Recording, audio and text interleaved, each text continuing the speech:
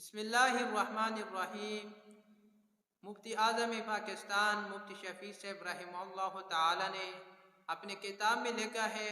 کہ ووٹ کے شرعی حیثیت تین ہے۔ ایک یہ کہ ووٹ وکالت ہے، یعنی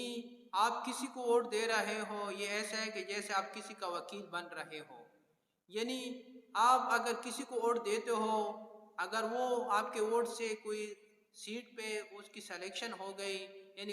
کوئی ایم این اے بن گیا ہے، کوئی ایم پی اے بن گیا، یا آپ کی سیٹ کی وجہ سے وہ وزیر اعظم بن گیا، اگر وہ کوئی اچھا کام کرے گا، ثواب کا کام کرے گا، تو اس کا ثواب آپ کو بھی ملے گا۔ اگر وہ کوئی غلط کام کرتا ہے، کوئی گناہ کا کام کرتا ہے، کوئی غیر شرعی کام کرتا ہے، تو آپ بھی اس کے گناہ میں شامل ہوں گے۔ اور دوسرا یہ کہ ووٹ جو ہے یہ سفارش ہے، جیسے کہ کوئی کسی کی سفارش کرتا ہے کسی جاب کے لیے، کسی نوکری کے لیے، تو جب اگر وہ کوئی اپنی نوکری کے دوران کوئی غلط کام کرتا ہے تو وہ اس کے گناہ میں پورا شامل ہوگا۔ تو اسی طرح اگر آپ کسی کو ووٹ دیتے ہو تو اگر وہ ایسا کوئی غلط کام کرتے ہیں، غیر شرعی اقدام کرتے ہیں، تو آپ پوری طرح اس کے گناہ میں شامل ہوں گے۔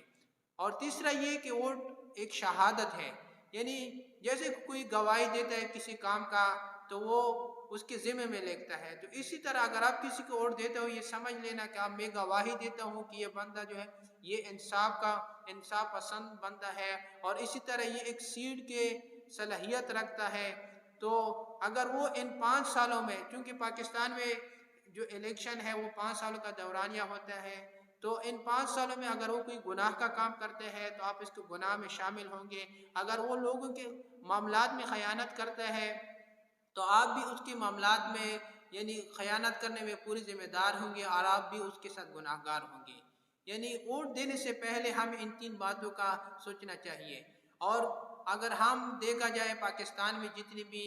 اسلامی پارٹیاں، پھر جن میں علماء ہیں، ہمیں چاہیے کہ علماء کو ووٹ دے دیں، کیونکہ قرآن کریم میں اللہ تعالیٰ کا خود ارشاد ہے انما یخشی اللہ من عبادہ العلماء،